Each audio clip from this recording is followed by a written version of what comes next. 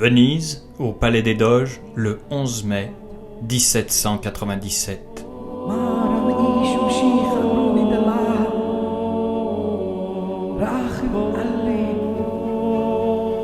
Peuple de Venise, je suis fier et debout. Notre puissance s'est répandue grâce à vous. Nous sommes la République, une, indivisible, très démocratique, universelle et paisible, gouvernée par une politique plurielle, respectant les citoyens, comme Gabriel et Hermès, deux messagers de la liberté. Sur l'utilité commune, l'être est fondé. Nous sommes la République très fraternelle, européenne, égalitaire, mais rebelles aux fanatiques religieux. Quant au ghetto, hommes et femmes injuriés, humbles héros, nous les protégeons de la terreur manœuvrée par ces pseudo-intellectuels enragés. Gare à toi, Sérénissime, soleil du monde. Notre peuple puise ses racines dans l'onde des religions juives, chrétiennes, musulmanes. Pays d'accueil, il fournit au monde sa manne. Les pays envient notre dimension unique. Toi, le parangon de leur vision onirique, le patricien élu, garant de tous les droits fondamentaux de résistance, fait paroi à l'oppression, au fanatisme organisé. Tu es le cœur des institutions protégées, élu par notre nation.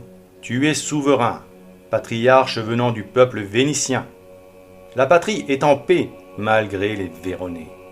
En avril, des factieux tuèrent des Français, malades et blessés.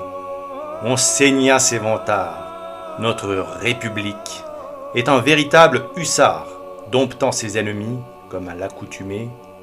Servi par nos institutions inégalées, notre République universelle prospecte à fortifier son joug, que personne n'objecte. Elle demeure sans pareil, richissime. Vive Venise, vive la Sérénissime!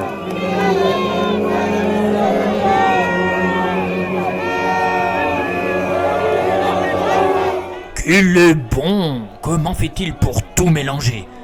Que d'idées confuses, de sensibilité et maestria à la fois! Quel charabia! Bien, faisons-le venir. Seigneur Sadigora? Mon cher Doge, n'ai-je pas été le meilleur? Tu m'as perdu avec tous tes bons mots d'auteur, mon meilleur fer de lance pour exécuter, mais loin d'être meilleur que moi pour gouverner. Et tu mens mieux que moi en arracheur de dents. Grand Dieu, j'ai surpassé mes discours précédents.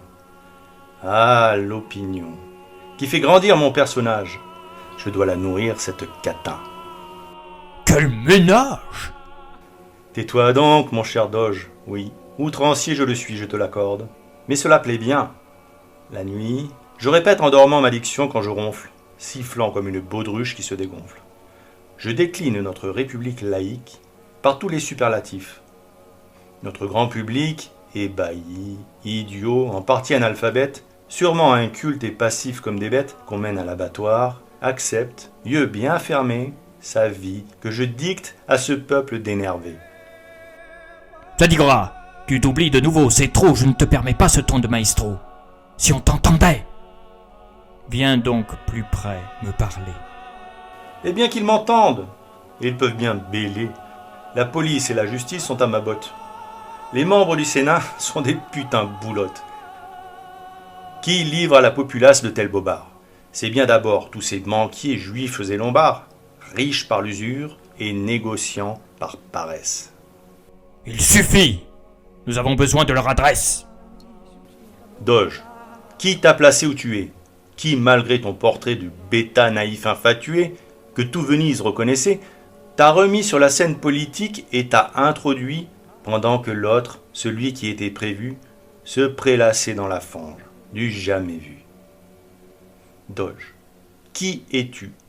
Toi, le pourfendeur du vide, qui voulait éliminer ces banquiers perfides de notre Venise. Mais qu'as-tu fait? Zéro. Aucune action concrète. Quant à ces escrocs, ces banquiers, ils baffrent tous les jours du surplus. Dire qu'en si peu de temps, tu as tant déplu. Monastères et couvents sont éliminés, non par tes faits, mais par ceux qui t'ont précédé. Ils ont réagi, eux, tu anathématises. Alors surtout, poursuis, sans faire de bêtises. Mais j'ai compris. Tu te sens très fort car tu te crois protégé par tes amis. Tu es peu adroit. Tu te pavanes, tu montres un beau visage, mais trop empourpré pour qu'on croie à ton jeune âge. Dégrafant ton corsage à chaque apparition, chaque fois un peu plus. Tu es la tentation à ce que tu prétends être, la liberté. Tu ne vaux guère mieux que moi, putain athée.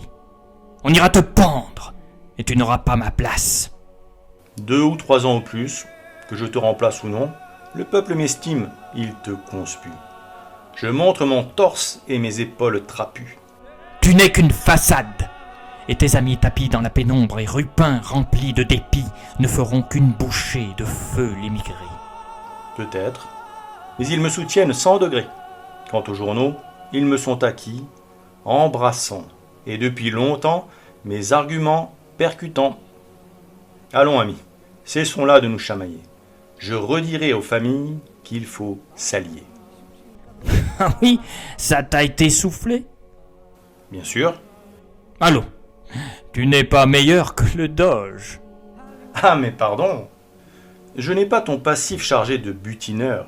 Je poursuis mon objectif et je n'ai pas peur. Si tu échoues, le doja sera bientôt mien. Tu peux batifoler avec tes poils pubiens, débaucher ces jeunes pouliches sacrifiés, les avilir, les engrosser puis les chasser. Mais attention, souviens-toi que Venise entière t'a vu sans escorte sur ses juments altières. Oui, mais c'était il y a bien longtemps. Bien sûr. Rendons-nous au conseil. Pour déballer pour sûr, sur le doge. Rappelle-toi, tu n'étais rien. Souviens-toi donc de tes patrons et d'où tu viens. Dans ma vie, j'ai vu des chafouins et des sournois, mais vous êtes une synthèse des matois. Seul, je dois d'abord voir les ministres des 10. Sans moi? Oui. Il faut qu'ils entendent et agissent selon ce que je leur redirai, notamment leurs devoirs et leurs fonctions. En amalgamant les corruptions, nous avons perdu le chemin. Bien dit. Garde tes bons mots pour ce parchemin que sont nos lois écrites. Il est temps peut-être de rappeler les règles à suivre à la lettre, leurs obligations et pour qui nous travaillons. Va et sois la voix de ceux à qui nous devons.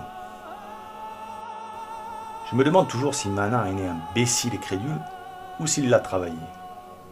Fait-il vraiment semblant ou a-t-il tout compris? Il est sans coup férir à la ratière pris. Quant aux 10, ce sont des toges noirs et rouges si imbus de leur pouvoir, grands comme Carouge. Il me reste une petite marche à franchir. Je dois voir mes banquiers avant de me blanchir. De ce jeu, je vais tirer les marrons du feu et ne pas finir comme toi en pot-au-feu.